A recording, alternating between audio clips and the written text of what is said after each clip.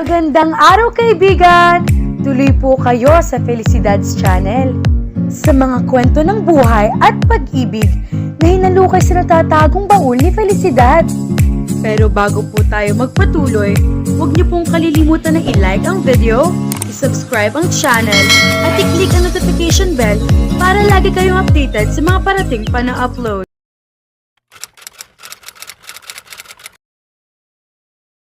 Maghapong mang nag-aani ng mais si Nathaniel ay wala siyang kapagod-pagod nang makauwi siya. Kahit gusto niyang manatili pa sa casa Alejandra ay hindi niya magawa sapagkat mayroon siyang meeting kasama ang ama ni na Corazon at Andrea.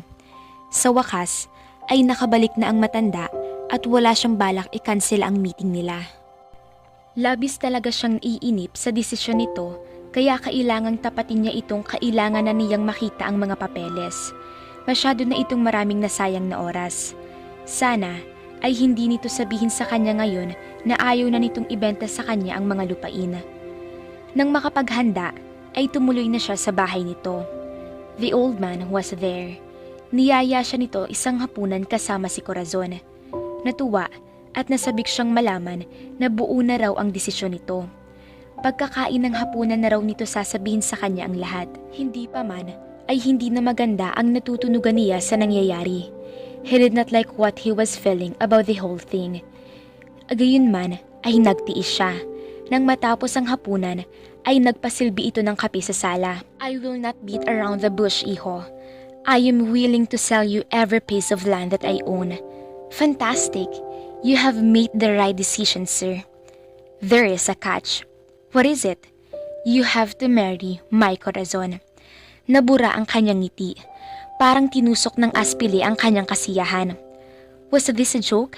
If it was, it had to end now. It wasn't funny at all. But the man was dead serious. Sinulya pa niya si Corazon. Nakatingin lamang ito sa isang painting. Tila tagusan ang sulyap doon. What the hell was she thinking? Mukhang nakausap na nito ang ama nito. Okay lang ba ritong magpakasal sila? Hindi man lamang ba ito tututol? What about her flirting with his friend? He actually saw her yesterday. Kahapon, umalis ang kaibigan niya at nakita niya ang dalawa sa loob ng sasakyan. Kulang na lamang ay maghalikan. Kilala niya ang hugis at porma ng isang babaeng nagpa-flirt. Pwedeng sabihin na naaamoy niya kaagad iyon. At ngayon, pumayag itong magpakasal sila. I don't understand. It's quite easy to understand, iho. Kung sakali mang maikasal kayo ng anak ko, hindi pa rin mawawala sa amin ang mga lupain. If you're both going to own it anyway, then why should I pay you? Well, you can pay me only 10%. I just need 10% to fund a new project. I'm sure you've heard of prenuptial agreements. In the event of prenuptial agreement, I would demand that you pay me the whole amount for the land. Sa isang banda ay nahihiya siyang magsalita ng higit pa roon sapagkat sa ayaw man niya at sa gusto ay nobya niya si Corazon. Lalabas na parang binabastos niya ang dalaga kung tahasan niyang sasabihin sa ama nito na hindi niya ito pakakasalan. Isang insulto iyon dito at iyon ang huling gusto niyang mangyari. Ang isipin nitong iniinsulto niya ito at ang anak nito. Hindi niya malaman kung ano ang tamang sabihin sa pagkakataong iyon. Hindi rin niya alam kung anong paliwanag ang sasabihin niya kay Don Calixto. Oh God, he couldn't possibly tell the old man that he couldn't do it. What if he married Corazon and had their marriage annulled in a year? Sure thing, iyon din ang naging plano niya noon. Noong mga panahong inuutusan pa ni Don Calixto ang mga alaga nito na magpakasal kay ganito, nagganyan na babae. Bakit hindi mo muna pag-isipan, iho? No need. I'll marry her. Great. I will see you tomorrow evening. Taon-taon ay mayroong malaking party sa bayan. I have decided to sponsor the event this year. I will expect you to be there. I shall give you the contract for you to review afterwards. Tumango na lamang siya. Lihim na nagagalit, ngunit hindi iyon maipakita rito. Sa tinagal-tagal ng prosesyon ay doon din pala nito gustong ituloy. Sana ay sinabi na nito noon pa. Nagpaalam siya ritong mag-uusap lang sila saglit ni Corazon. "What can you say about this?" tanong niya kay Cora. "Nothing. We are headed that way anyway, aren't we?" "Oh, we are?" Aniya, sarkastiko. Hindi niya ito maunawaan. Bumaba ng ilang puntos ang respeto niya rito sapagkat hindi niya makuhang irespeto ang isang babaeng walang sariling desisyon. She was old enough to say no to what her father wanted to do. Meanwhile, he was trapped. It was a multi-billion project and his ultimate dream. Hindi lamang iyon. Kasama niya si Don Callisto, ang itinuring niyang ama at mentor. 1 year. He would give this father-daughter team only 1 year to be a part of his life. The prenuptial agreement shall be a foolproof. Ni isang kusing ay walang mahabol sa kanya ang matandang lalaki. Marahil ay iyon ang naiisip nito sapagkat napakaraming butas ang isang prenuptial agreement. Lumakad na siya at nagtungo sa Maynila. Kinabukasan, umaga pa lamang ay nasa sala na siya ni Don Callisto. "You will marry the woman," anito. "Of course, sir. And do you plan to get an annulment?" "I was even thinking of divorce. We can get married in Vegas." Tumango ito. "Let me know of your plans. I trust you already know what you're doing." Tumango siya. Sa isang banda ay nagpapasalamat na muling nabuo ang kumpiyansa sa kanya ni Don Callisto. He was very tired. Parang ayaw niyang magbalik sa playa sapagkat ayaw niyang makita sina Corazon at ama nito. Ngunit ibig niyang masilayan ng isang miyembro ng pamilya na itinatuwa ng mga ito. Sasabihin niya kay Andrea ang lahat. Hindi lamang niya alam kung paano bubuksan ang paksa. He would certainly look like an asshole if he came to her and told her he was marrying her sister. At sasabihin niya rito ang totoong rason. Parang hindi niya kaya sapagkat si Andrea ang tipo ng taong handang pakawalan ng luho kung kinakailangan. At ang magiging dahilan niya kung bakit pakakasalan niya ang kapatid nito ay ang mga ari-ari ang gusto niyang makuha ng kumpanya. Noong nakaraan pa niya nabanggit kay Don Callisto na ayaw ibenta ni Andrea ang lupa nito. Ang sabi nito ay ito na raw ang bahala sapagkat maliit na lupain lang naman daw iyon. Ang mahalaga ay ang mga titulong hawak ng ama nito at ni Corazon.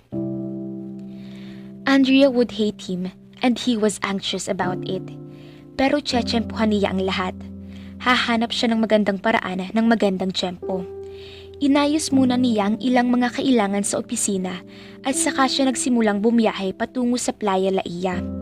Nakailang tawag na sa kanya si Corazon kaya nagpa siya siyang unahin na itong puntahan sa plaza. Gaya ng sabi ng ama nito ay mayroon ngang malaking pagtitipong nagaganap doon. Nang makita siya ni Corazon ay kaagad itong umabrisyete sa kanya. "What took you so long?" "Galing akong Manila." "Never mind, there's Papa." Nasa entablado ang matanda. Nang makita siya, ay nagmuwestra itong lumapit sila rito na siyang ginawa nila. Tinawag ito ng MC habang siya naman ay nakatanaw sa mga taong nagkumpulan sa harap ng entablado. Maraming tao dahil may mga artistang magkakantahan at magsasayawan mamaya. Nakita niya ang mga ito sa backstage. Isang tipikal na selebrasyon iyon ng pista sa probinsya. Sa pag-ikot ng kanyang mga mata sa mga taong nasa paligid, ay mayroon siyang natanaw na pamilyar na mga mukha sa bandang likuran. Tila ka nakatuntong sa kung ano para makita ang entablado. Sina Melba, Lexi at Andrea. Bagaman malayo, ay hindi maaaring hindi niya makita ang mga ito sapagkat maliwanag ang buong plaza. Bukod sa kitang-kita ang mga ito sa pagkakatuntong sa mga silya, marahil, kumaway si Lexi. Hindi niya tiyak kung siya ang kinakawayan nito. Kulay hot pink ang suot nito. Kitang-kita kahit higit itong maliit sa dalawang kasama. Hindi niya magawang gumanti rito ng kaway. Nagkunwari na lamang siyang hindi nakikita ang mga to. He felt stupid and once again, he was mad because this was happening to him. He felt so guilty. "I have to go." Bigla ay paalam niya kay Corazon. "What?" "I need to go." "You are not going anywhere." "Corazon, please." Gusto ko sanang samantalahin ang pagkakataong ito, mga kababayan, na magbalita sa inyo ng isang personal na pangyayari sa buhay ng pamilya. May bagong miyembro ng pamilya ang madadagdag sa amin. Wika ng ama nito sa tapat ng mikropono. Kinabahan siya. Animo mayroong malaking bagay na bumikig sa kanyang lalamunan. And then the old man said the thing he had been fearing to hear. Ikakasal na ang aking si Corazon sa ginoong ito, si Nathaniel Miranda. Let's all give the soon-to-be wed a round of applause. Masigabong palakpakan ang kanyang narinig. His gaze went to three of them. Naroon pa rin ang mga ito. Napilitan siyang lumapit sa gitna ng entablado at bahagyang tumango at kumaway sa mga tao. Bakit kailangan itong gawin ng ganoon? Kung sa bagay, ay wala itong iniisip na masama sa ginawa nito. Nagkataon lang na hindi iyon ang panahon para ipagkalat nito sa buong mundo ang bagay na pinilit lang nitong gawin niya. May sarili siyang isip at alam niya ang kanyang ginagawa. Ngunit umoo siya kaya wala siyang karapatang magalit sa matandang ito na marahil ay nasabik lang na mapangasawa niyang anak nito. Nang muli niyang tiningnan ng tatlo ay wala nang mga ito sa kinatatayuan. Kaagad siyang nagpaalam sa mag-ama. Oh no, iho. Kadarating mo lang, itinuturing na tradisyon dito ang pagsasalaw-salo sa bahay. Tara, what he wouldn't do to get himself out of there in that moment. Huwag mo akong kausapin. Hindi na itinago ni Andrea ang kanyang galit kay Nathaniel. May karapatan siyang magalit dito dahil nagsinungaling ito sa kanya. Sinabi nito sa kanya nang hantaran na ang relasyon nito sa kanyang kapatid ay hindi seryoso. Alam na niya ngayon na isang bagay na hindi totoo. Ang masaklap sa lahat ay nalaman niya iyon sa isang pagkakataon na hindi niya inaasahan. Para siyang napahiya kay Melba at sa kanyang sarili. Walang karapatan ang lalaking ito na lokohin siya. Nagagalit din siya, nagawa siya nitong bulahin sa kabila ng katotohanang alam na nga niyang nobyo ito ng kapatid niya. Bakit siya nagtiwala? Hindi pa ba siya natuto ng leksyon sa lahat ng nararanasan niya noon? Please, let me explain. Wala kang dapat ipaliwanag. Of course I do. Ayokong marinig. But you deserve to know what happened. Mariing itinaga niyang hawak na kutsilyo sa makapal na sangkalan. Hindi niya pinakawalan ng hawakan niyon. Pinahid niya sa pamamagitan ng likod ng palad ang pawis sa gilid ng kanyang muka. Mainit ang ulo ko. Umalis ka na lang muna. Baka hindi kita matansya.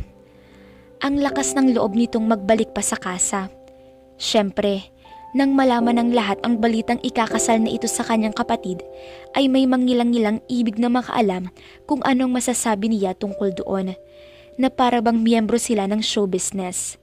Napasok kaagad siya sa isang intrigang gayong isang tahimik at simpleng buhay lang ang hanap niya sa playa.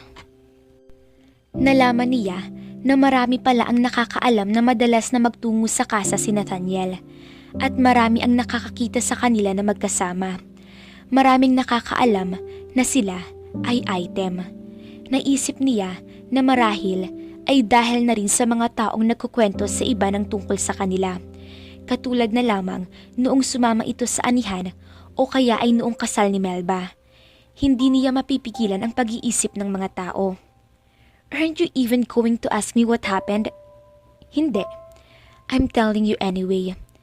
Hindi na ako makakapagtimpi sa'yo. Umalis ka na rito. Nanang Eden! Nanang Eden! Melba! Tawag niya sa mga kasamahan. Opisyal nang nag-resign si Melba sa eskwelahang pinapasukan at doon na ito sa kanya nagtatrabaho. Mas malaki ng kaunti ang ipinapasweldo niya rito at masayang-masaya na ito roon. Nagpakita kaagad sa kanya ang dalawa at sinabi niyang ibig niyang mangyari. Pakisamahan pong lalaking ito sa labas. Magmula po ngayon, hindi na siya pwedeng tumapak dito sa kasa. Pakisabi na rin kay Reyes. Ang tinukoy niya ay ang kanilang gwardya. Fine, I'm leaving. But don't expect me not to return. Magpalamig ka muna ng ulo. Baka nga mas magandang ganoon. Pero babalik ako. You can't get rid of me that easily. Lalo siyang nagalit dito. Ngunit hindi na siya nagsalita. Umalis na ito. Naibunto niya ang galit sa hinihiwang karne. Naging giniling iyon sa halip na pangmenudo lang ang hiwa. Ang kapal ng mukha niyang mangakong babalik pa. Angil niya kay Melba na kaagad siyang binalikan. Tinatanong nito kung okay lang daw ba siya. Ano bang sabi niya? Wala. Gusto niyang magpaliwanag. Ang sabi ko, ayokong makinig. Wala akong planong makinig na naman sa mga sasabihin niya. Baka sisiraan lang niya sa akin ang kapatid ko. Nailapat niya ang kamay sa mesa. Alam mo Melba, ang laki kong tanga para magpabilog ng ulo sa lalaking yun. Isama pa yung lecheng Mateo na yan. Banda rin yan dito sa kasa. Sabihin mo sa lahat ng tao rito, Melba. Ano naman ang kinalaman ni Mateo? Ipinaliwanag niya rito ang lahat. Sa bandang huli ay napaluha siya. Ngayong ikinekwento na niya rito ang lahat ay saka niya nakikita kung gaano siya kalaking tanga para maniwala sa mga sinasabi ng mga lalaki. Alam ng lahat na wala siyang komunikasyon at magandang relasyon sa kanyang kapatid. Oo nga naman, siya ang pinakamagandang target ng nobyo ng kapatid niya. Kapag nalaman ito ni Papa, paano na? Umismid si Melba. Ano naman kung malaman niya? Melba, hindi basehan dito ang papa mo. Wala ka na dapat pakialam sa kung ano ang sasabihin niya, kung ano ang gagawin niya, kung ano ang opinyon niya. Kung ako sa'yo, sana pinakinggan mo kung ano ang paliwanag ni Nathan. Para maloko na naman ako? Pumasok sa kusina si Lexi. Tila sabik na ito. Mama, may bagong dating tayong guest. Gusto niyang mag-check-in hanggang sa isang araw. Pero puno tayo sa isang araw. Paano na yan? Sabihin mong puno na sa isang araw. Pero gusto ko siya eh. Mabait siya. Si Don Calisto, Mama. Natigilan siya. Naghugas siya ng kamay at lumabas sa reception desk. Gaya ng sinabi ng kanyang anak, ay naroon nga ang matanda at nakangiti ito sa kanya. Sinabi nito ang pakay at nakiusap na baka maaaring magawa niya ng paraan na doon ito sa kasa tumuloy sa isang araw. Please, Iha, do me a favor. I don't want to stay in that other hotel where Nathaniel is also staying in. Ayoko na sanang magpalipat-lipat pa. Opo, wala pong problema. Nakangiting sabi niya. Mahirap itong tanggihan. Maaaring ipagamit muna niya rito ang kanyang silid at magsasama na lamang sila ni Lexi sa isa. Very well. I will be having a few meetings here as well. Nathaniel and I will... Pero Lolo, banda po rito si Tito Nathan. Kaagad na wika ng kanyang anak. Biglang gusto niyang takpan ang bibig nito. Hindi niya alam kung ano ang mayroon sa matandang ito na para ba siyang isang batang paslit na ayaw ma-disappoint kahit kaunti ang isang magulang. Wala pong kaso Don Calisto kung siya ang bisita ninyo. Sabi kaagad niya. Well, thank you Iha. Would you mind showing me to my room? Tumalima kaagad siya. Ayoko po sanang makitang malungkot ang mama ko, Tito Nathan. Pwede po bang huwag na lang ninyo siyang kausapin? God, this is hard. Isang batang babae nakikiusap sa kanya. He felt like a monster. Ano nga bang tamang sabihin dito? Sa isang banda ay ibig niyang malaman nitong wala siyang intensyong sumama ang loob sa kanya ng mama nito. Sa pagkausap niya kay Andrea ay ibig sana niyang magpaliwanag. Ngunit sa isang banda ay ibig niyang makampante ang kalooban ni Lexi. Ang sabing hindi na siya gagawa ng paraan para makausap ang mama nito. Hindi niya inaasahan ang pagdating ni Don Calisto sa playa. Ngunit isa iyong welcome surprise para sa kanya. He was a breath of fresh given the situation. Umaasa siyang matutulungan siya nitong mag-isip. Salamat dito. Hindi na niya kailangang gumawa ng ibang paraan para makapasok sa casa Alejandra. Gusto ko lang sanang magpaliwanag sa kanya. Kung bakit po kayo ikakasal kay Tita Corazon? Napahiya siya. Kahit ito ay alam ang komplikasyon ng relasyon niya sa dalawang babae. Parang gusto niyang bumuka ang lupa at lamunin siya niyon. Well, yes. Hindi naman siguro masama na magpaliwanag ako. Ayaw nga po niyang marinig. Huwag na lang po. I will try my best. Pinakatitikan siya nito. Saka tumango. Hindi niya alam kung nainis ito sa kanya o ano. Napalunok siya. May mga pagkakataong parang si Andrea lang talaga ito. She was Andrea's small version, sometimes. Parang kay sarap basahin ng isip nito. Ang alamin kung ano ang tumatakbo roon. Tumalikod na si Lexie at hayun siya. Gustong sundan ito at magpaliwanag. Bright kid, isn't she? Wika ni Don Calisto. Nabigla siya. Hindi inaasahan na naroon ito sa kanyang likuran. She's so much like her sometimes. Of course, she is her daughter after all. Napabuga siya ng hangin at binalingan ng matanda. Niyaya niya itong magkape. Kaagad naman iyong isinilbi sa kanila. Nagsimula itong magsalita ng tungkol sa mga susunod nilang hakbangin, ngunit halos wala ang isip niya sa sinasabi nito. Parang bigla siyang nawala ng interes sa isang proyektong pinaglaanan niya ng panahon, ng effort, ng ilang gabing walang tulog. Bakit biglang nawala ng kinang sa isip niya ang pangarap niya? What was wrong with him anyway? Iho? I'm sorry sir, you were saying... I asked when your wedding is going to be. Maybe next week in Vegas. Maybe? Sinabi ko na sa biyanan ko. Ang sabi niya, pag-iisipan daw muna niya. I guess he would say yes because there's no point in delaying the process. Ang tagal nang na-delay dahil sa kanya. Hanggang ngayon ba naman ay ide-delay pa rin niya? He won't sell it to us without the marriage contract. Meanwhile, my prenup is ready for Corazon's signature. And what about Andrea? What about her? You like her. Nagkibit balikat lamang siya. Wala siyang balak na makipagkwentuhan dito tungkol kay Andrea. Ayaw niyang makipagkwentuhan tungkol sa babae sa kahit sino. She was very special to him and he didn't want her to be just a topic of conversation. Very well, I'll be in my room. Tumango na lamang siya. Gusto niyang puntahan si Andrea at kausapin, ngunit sa huli ay mas minabuti niyang umalis na lang. She needed space. Isa pa, ay anong sasabihin niya dito para kahit paano ay gumaan ang pakiramdam nito. Kahit pagbali-balik na rin niya ang mundo, ay mananatiling pakakasalan niya ang kapatid nito. Papa, halos hindi makakilos si Andrea nang makita ang kanyang ama sa Casa Alejandra. Talaga bang naroon ito o isa lamang halusinasyon iyon?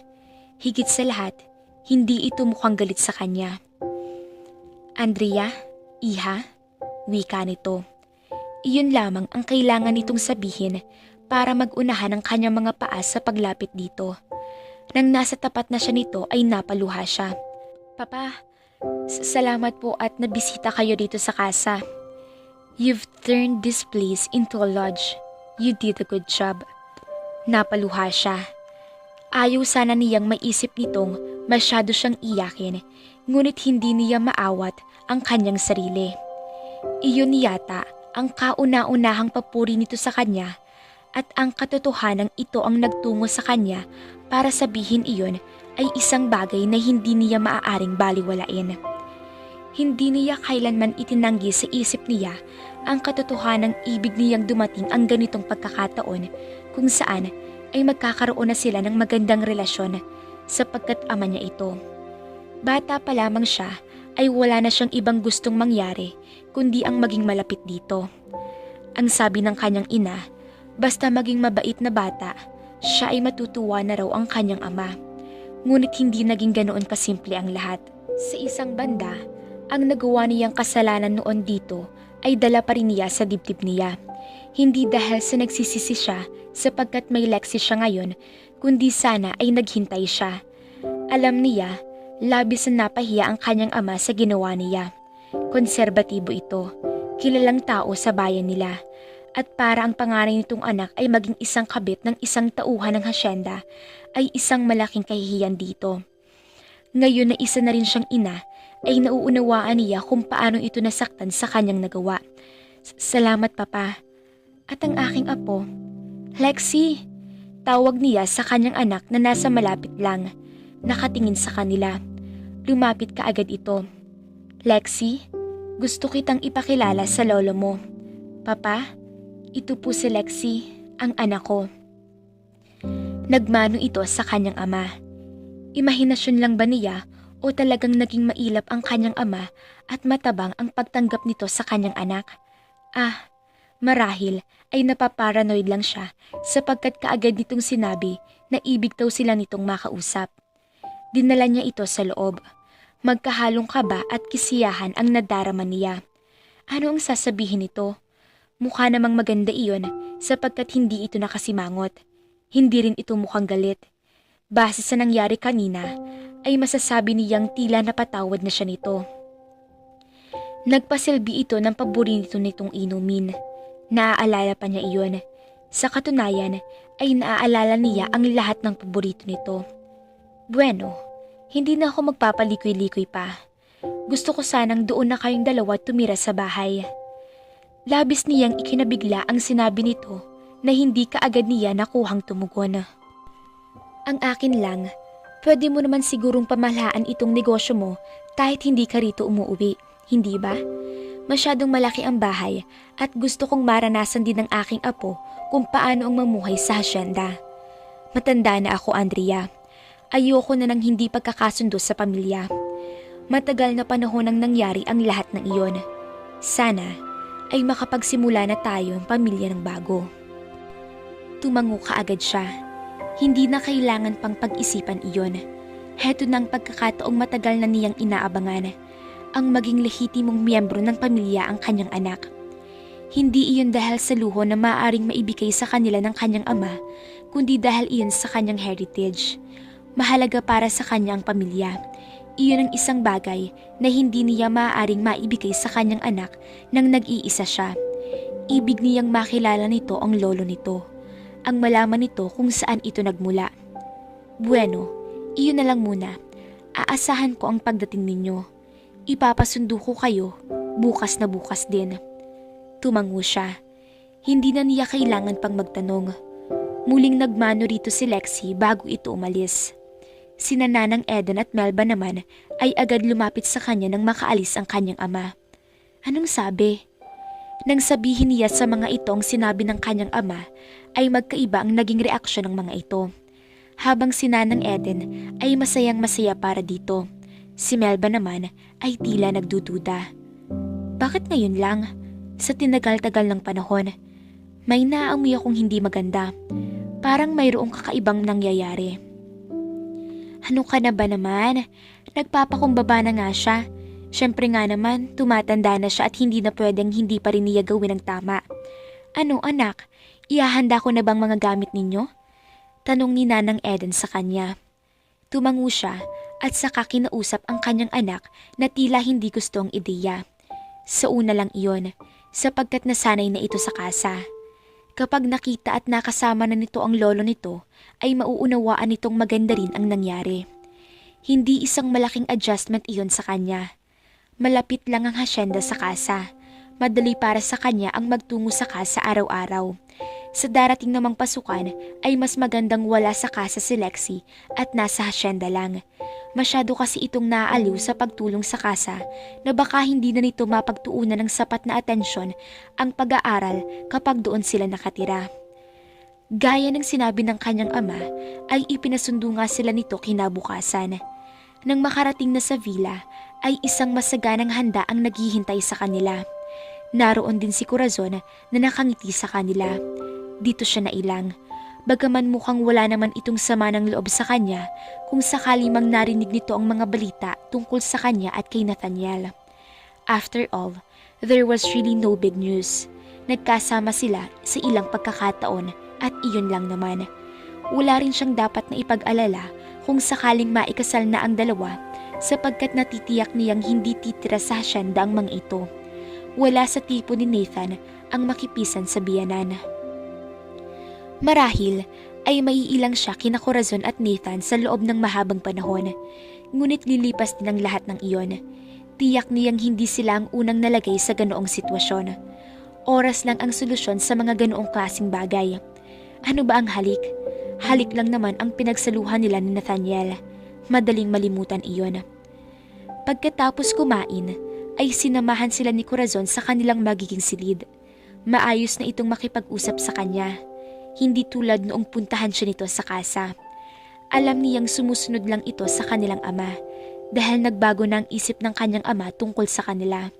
Natural lamang para dito ang tanggapin sila ni Lexie. Gusto ko sanang magsorry sa nangyari noong nakaraan, ate. Wala yun ko razon. I didn't want to do it, but I can never say no to Papa. I understand.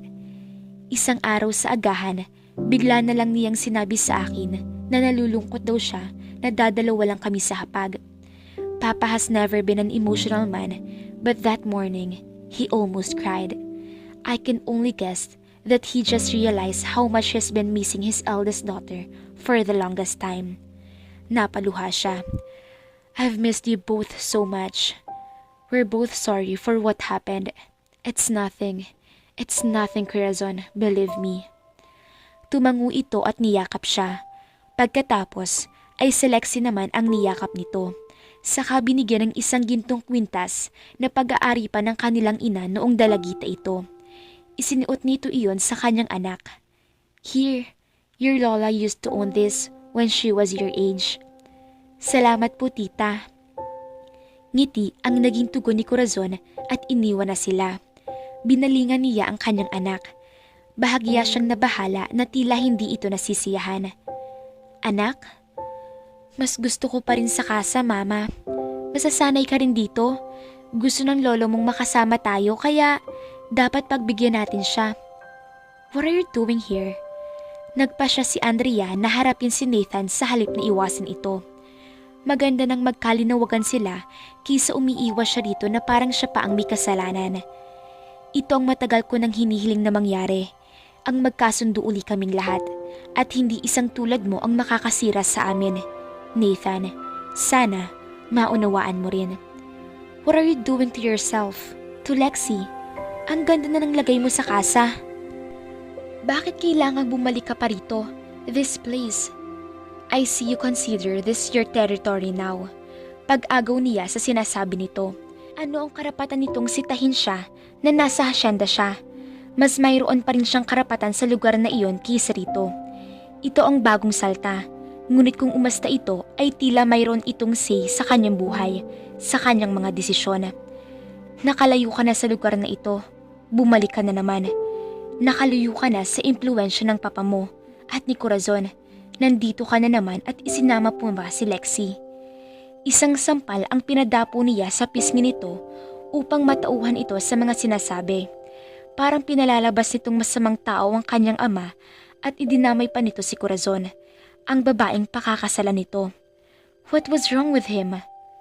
Matuto ka sanang magbigay ng respeto sa papa ko, lalo na sa kapatid ko dahil ikakasal na kayo. Hindi ako makakapayag na iniinsulto mo siya. Ano bang klaseng tao ka? At fiancé mo pero ang liit ng tingin mo. O baka isa na naman yung technique para makuha na naman ang loob ko. Masyadong malakas ang loob mo kung ganon. Baka hindi ako makatiis at sabihin ko kay Corazon. I don't even care. Go right ahead. Tinansya niya ito. Mukhang sincero ito sa sinabi na nag-iwan ng malaking palaisipan sa kanya. Listen to me. Return to casa and stay there. This is a lonely place. Trust me. It's not for you. And it's definitely not a place for Lexie. You don't understand. No one understands. Lexie deserves this. May karapatan ng anak ko na makilala ang lolo niya. May karapatan ako na maging pamangkin ng tiyahin niya. Lumaki siyang walang kilalang kamag-anak sa mundo. Lumaki siyang iniisip na nag-iisa lang siya, na ako lang ang kakampi niya. Matagal ko ng pangarap na ibigay sa kanya ang pamilyang hinahanap niya pero hindi ko kayang gawin iyon. Alam mo ba kung gaano kahirap para sa isang magulang na titiisin lang kahit nagtatanong ang anak niya tungkol sa pamilya niyang nandyan lang pero hindi niya makita? Alam mo ba kung gaano kahirap na hindi maibigay sa anak niya ang gusto nun? Kusang dumating ito sa buhay naming mag-ina at hindi ako ganong kawalang puso para ipagdamot ito sa anak ko o ipagdamot sa papa ko ang anak ko. I'm sorry to burst your bubble, honey, but your father is not exactly the person you'd want Lexie to get to know. Nagagalit siya sa mga sinasabi nito, ngunit tila walang saysay na makipag-argumento sa isang taong ayaw magpatalo. Kung hindi siya nito nauunawaan, ay problema na nito iyon. Basta siya ay masaya sa katuparan ng matagal na niyang pangarap para sa kanya at sa kanyang anak. Tinalikuran na niya ito, ngunit nagsalita uli ito. And what about us? There is no us. Ang kapal ng mukha mong itanong sa akin yan. I'm asking because we both knew there is something going on between us. At alam din nating pareho na ikakasal ka na, kaya ang kapal ng mukha mong i-bring up pa ang usapang yan. Hinarap uli niya ito. Seriously? You are the most cruel man I have ever met. You are an asshole. Anong gusto mo? Itanggi ko ito? Can you feel the tension? God, it's so thick, I can cut it knife and we both know it. And what the hell do you expect me to do with it? Leave this house and we'll talk about the future. Our future. Halos mapanganga siya rito. Tila piniga ang puso niya na hindi niya magawang makapagsalita. Gusto siya nitong gawing katulad ng ginawa sa kanya noon ni Manuel. Anong future ang naghihintay sa kanila, gayong ikakasal ito sa kanyang kapatid? Ang minsan bang pagkakamali niya ay habang buhay niyang dadalhin? Of course not. Nagkataon lang na iniisip ng lalaking ito na maaari nitong gawin sa kanya ang ganoon. Oo nga naman, minsan na niyang nagawa. Bakit hindi niya uulitin? Lalo na at malaki ang kalamangan nito kay Manuel. I'm getting a divorce as soon as possible. I just need to marry her because it's what your father wants. I don't want to get involved in your sick plans. I'm sorry. Tumalikod na siya habang naguunahan sa pagpatak ang kanyang mga luha. OMG! Ang saklap naman kung kailan gumaganda na ang pagtitingin na ng ating bida, saka naman bumabalik sa eksenang papa at kapatid ni Andrea. Alin ang pipiliin niya? Ang alok ni Nathaniel o ang buhay niya ngayon sa hasyenda? Teka, totoo na bang ipinapakita ng pamilya niya o kasama lang ito sa mga plano nila? Huwag kayong bibitaw mga kafelisidad. Abangan! Palambing po muli sa asawa ni Rosalinda na si Carlito. Pakitay po ang mga kwento ni Carlito at pakisubscribe, like, and watch po. Salamat po! Maligayang Pasko at masaganang bagong taon sa inyong lahat!